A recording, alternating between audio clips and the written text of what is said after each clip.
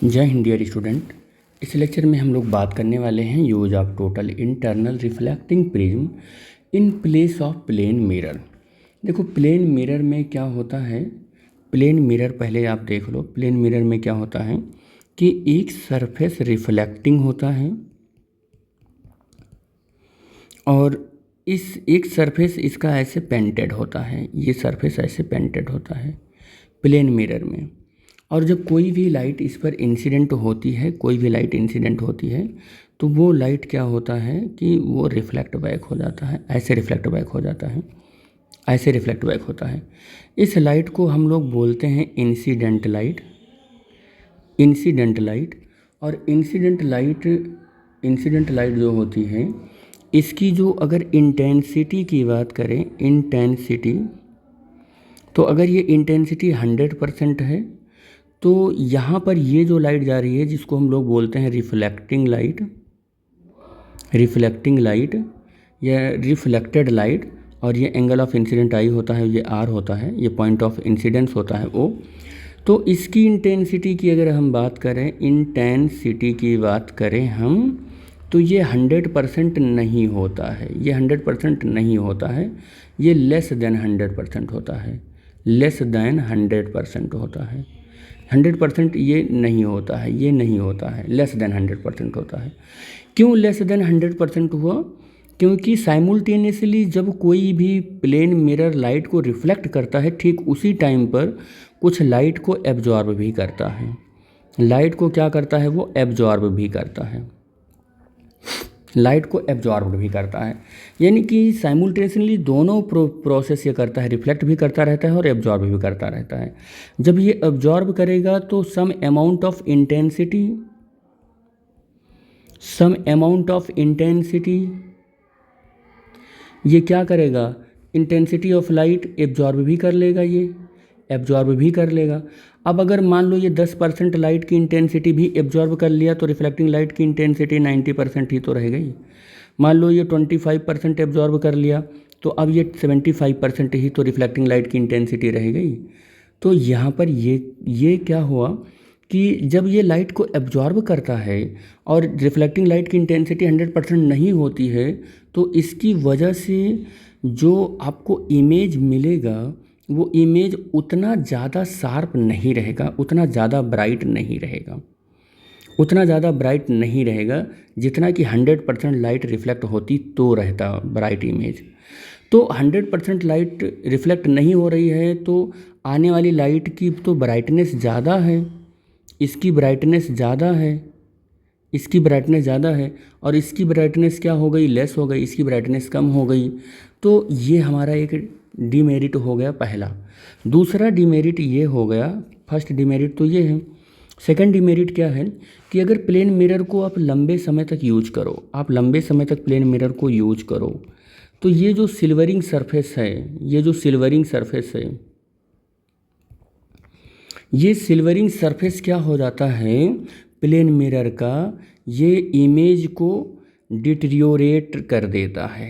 ठीक है, क्या कर देता है? ये डिटेरियोरेशन, ये डिटेरियोरेट कर देता है या डिटेरियोरेशन कर देता है, यानी कि उस इमेज को ख़राब कर देता है, इमेज को फाइंट कर देता है, इमेज को क्या कर देता है? फाइंट कर देता है।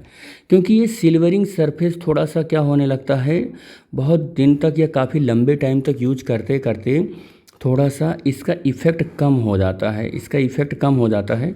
इसलिए ये क्या करेगा? इमेज को बिगाड़ देगा, इमेज को क्या कर देगा? ये बिगाड़ देगा। ये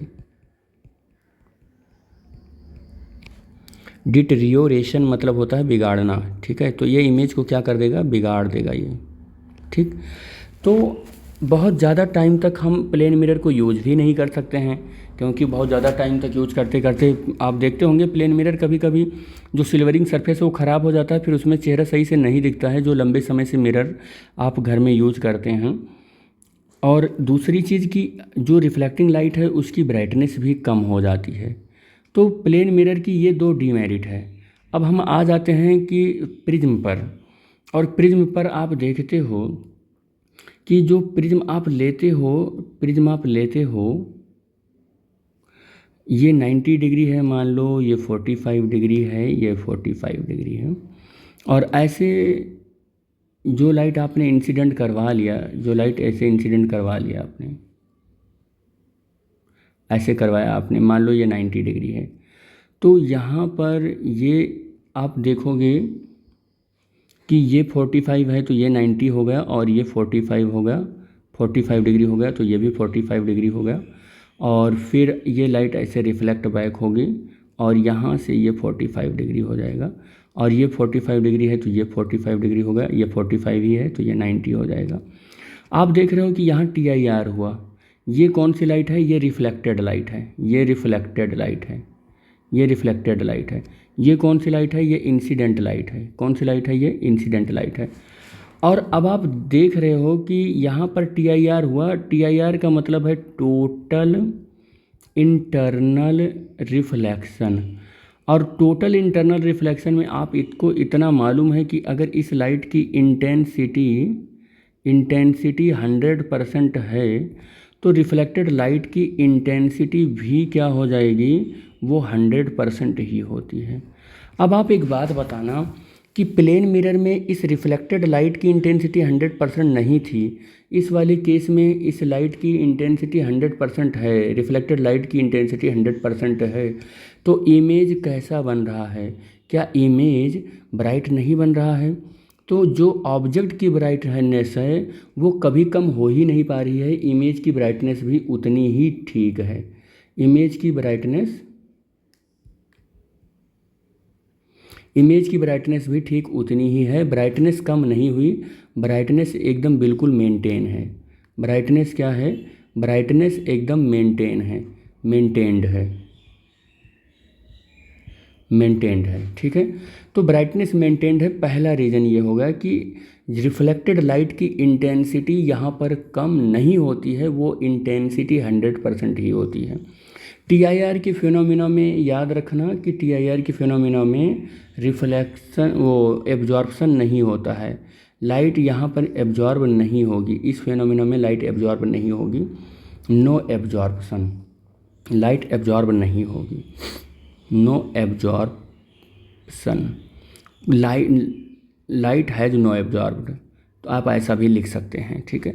तो लाइट जब एब्जॉर्ब नहीं हुई उसी वजह से ये रिफ्लेक्टेड लाइट जो है, ये रिफ्लेक्टेड लाइट जो है इसकी इंटेंसिटी 100% है। अब अगर ब्राइटनेस में कमी नहीं हुई, ऑब्जेक्ट का जितना ब्राइटनेस था इमेज भी उतनी ही ठीक ब्राइट बनी है, कोई लाइट एब्जॉर्ब नहीं हुई है, तो बहुत अच्छी बात है। और ये वाला जो फेस है हमारा इस प्रिज्म का, AC फेस जो है वो एज ए रिफ्लेक्टिंग सरफेस भी बिहेव कर रहा है। ये कैसा बिहेव कर रहा है? रिफ्लेक्टिंग सरफेस की तरीके से बिहेव कर रहा है। अब रिफ्लेक्टिंग सरफेस की तरीके से ही बिहेव कर रहा है, लेकिन इसको पेंट नहीं करना पड़ा, सिल्वरिंग नहीं करनी पड़ी। यानी कि अब अगर आप इसको लंबे समय तक यूज करो तो सिल्वरिंग वाला सिस्टम भी नहीं है, तो यहाँ पर जो इमेज डिटेरियोरेशन हो रहा था इमेज का वो नहीं होगा, तो बहुत ही इमेज ब्राइटर बनती ही रहेगी, और डिटेरियोरेशन वाला जो कंडीशन था उससे भी हमारा प्रिज्म बच गया। यानी कि इमेज हमारा जो क्या है वो फेंट होने से बच गया, हमारा इमेज ब्राइट बन रहा है। और चाहे जितने लंबे समय तक आप प्रिज्म को यूज करो, उसकी सिल्वरिंग सरफेस पर होता ही नहीं है, तो उस पर कोई असर पड़ेगा ही नहीं। और जब कोई असर पड़ेगा ही नहीं तो हमें ज़्यादा अच्छा यूज करना प्रिज्म है कि प्लेन मिरर है, बताइए आप। तो आप इसको कमेंट बॉक्स में बताइए कि ज़्यादा अच्छा प्लेन मिरर है कि प्रिज्म है। आई होप आप लोगों को समझ में आया होगा, और इसका आप कमेंट बॉक्स में एक सही आंसर देंगे। और मैंने इस लेक्चर में भी इस आंसर को बता ही दिया है, बस आपको लिखना है कि कौन ज़्यादा अच्छा यूज कर सकते हो, किसको आप ज़्यादा अच्छे से यूज कर सकते हो। इस लेक्चर में बस बेटे यहीं तक हम लोग आप बात करेंगे। नेक्स्ट लेक्चर में हम लोग मिलेंगे, और उस लेक्चर में हम बात करने वाले हैं कि distinction between total internal reflection and reflection from a plane mirror. ठीक बेटा, तो thanks for watching the video, thank you.